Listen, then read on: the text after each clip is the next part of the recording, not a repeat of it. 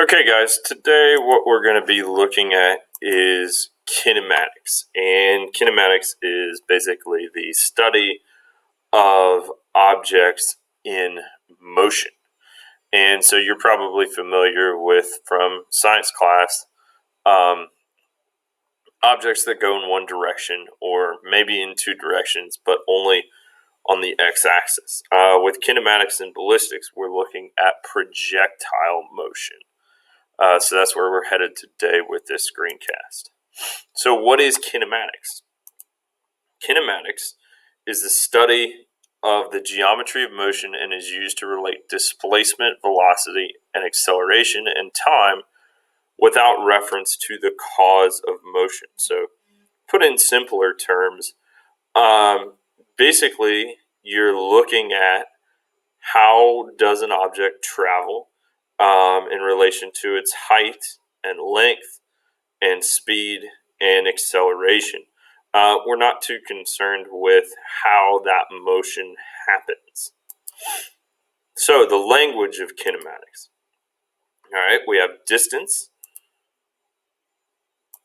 displacement, speed, velocity, and acceleration. All right, so scalar quantities. A scalar quantity is one that's only described by magnitude. So, for example, if you look at your speedometer going down the highway and you travel at 65 miles an hour, that's only the magnitude. We're not concerned about the direction. So, or a temperature, 14 degrees Fahrenheit. Energy, 1,500 calories. There's no other component to that. Or a time of 30 seconds. Vector quantities, however, have magnitude and a direction. So if I go back to my 65 miles an hour example, the 65 miles an hour, if I put a direction on it, like north or northwest, then that becomes a vector quantity. So, in this case, distance 1 mile northeast, 75 miles an hour south. So, I'm adding a direction to these, and therefore that makes it a vector quantity. Force 50 pounds to the right. So, if I'm pushing an object in a certain direction, it becomes a vector quantity. Distance is a scalar quantity. How far an object has traveled. So, if you look at your odometer for a trip, for example, it will track the distance. It'll say you've traveled 200 miles or you've traveled 15 miles. So if you walk half a mile to the end of a trail and then you return on the same route, the distance walked is 1 mile. Or if you drive 3 miles to work and then turn around and drive 3 miles back, your total distance is 6 miles. Again, no direction involved there. Displacement, however, is a vector quantity, measure of an object's position from its original position on a reference point. So let's say that I travel 3 miles east and then travel 3 miles north.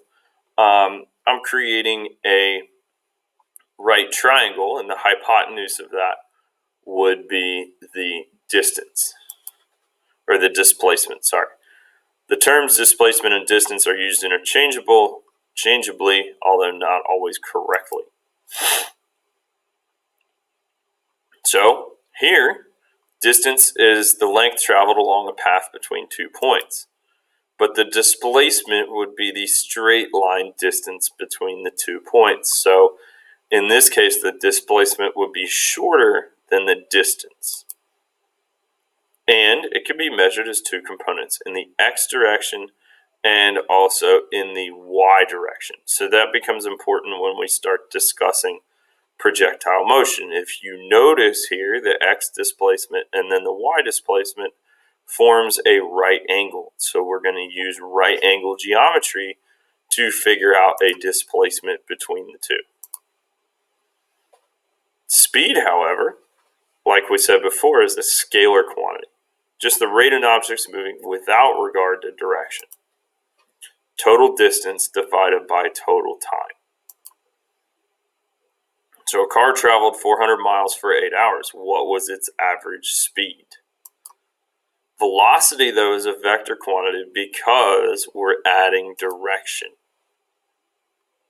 So the rate which an object is changing position with respect to time. Average velocity ratio of the displacement divided by the time. So sometimes, again, they're used interchangeably, but not always correctly. So velocity is a vector quantity. What would be the average velocity for a car that travels 3 miles north in a total of 5 minutes? The correct answer, 3 miles divided by 5 minutes, gives me 0.6 miles per minute north. Acceleration is also a vector quantity, a rate at which an object is changing its velocity with respect to time. So you need two different velocities in order to calculate an acceleration. Ratio of the change in velocity divided by the elapsed time. So if we assume that a car who starts at rest, and if a car starts at rest, it's going 0 meters per second, then travels 50 meters per second after 5 seconds. So it's going from 0 to 50 in 5 seconds. What's the average acceleration? So we take change in velocity divided by change in time.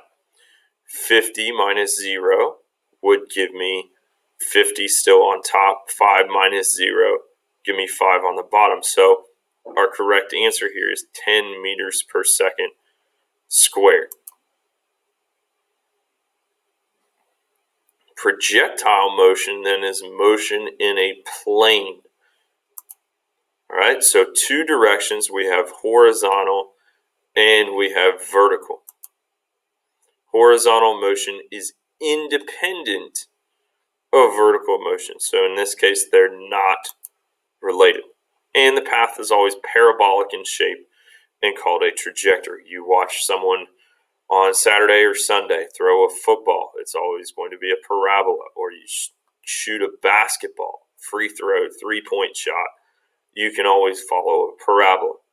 Or if you watch someone do a jump, long jump, high jump, again, it's a parabolic shape. So the graph of the trajectory starts at the origin. So we need to make a few assumptions about projectile motion. So we'll do that in part 2.